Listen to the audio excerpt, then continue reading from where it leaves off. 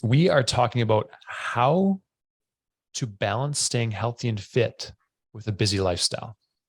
I'm sure in some way, shape, or form, we're all pretty busy, whether that's busy in our heads, busy with our jobs, whatever it might be. There's always something calling our attention. So then, how do we make sure we're still prioritizing our health and fitness? Tom? Yeah, I know we've talked about the analogy of, putting in the big rocks first. So um, whatever's the most important to you. A lot of times that's what we chat about in our first initial like free intro meeting with people, or even before that, like what are your top 3 to 5 values? What are the top things that you want to prioritize? And we want to try to schedule those things in first. So if fitness is in your top 3, maybe top 5, then the first tip here is just making time for exercise. And quite often that means actually putting that into your calendar Mm. first. I mean, a, maybe you've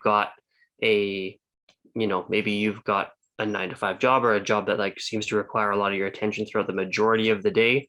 Everyone's situation is different, but if you can find a time during the day where you can just schedule that in, even if it's 20 minutes, 15 minutes, 10 minutes at a time, you just put that into your calendar, and that is what you stick to.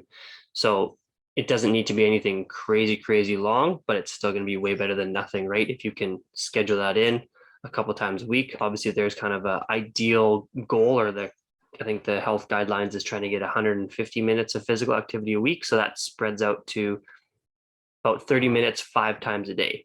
Or sorry, not 5 times a day, 5 times a week. 30 Five minutes times a five day. Let's times a do it. week. That's not what, yeah, don't take that out of context there.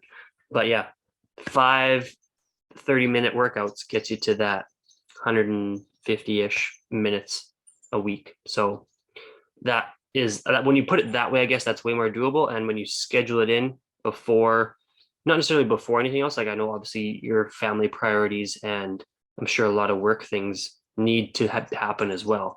But I think the vast majority of people can find even a 15 to 20-minute window where you can at least do something. Quite often we think, oh, we don't have an hour, then I'm just not going to do anything. Mhm. But if you find that little bit of time, it's going to go a long way.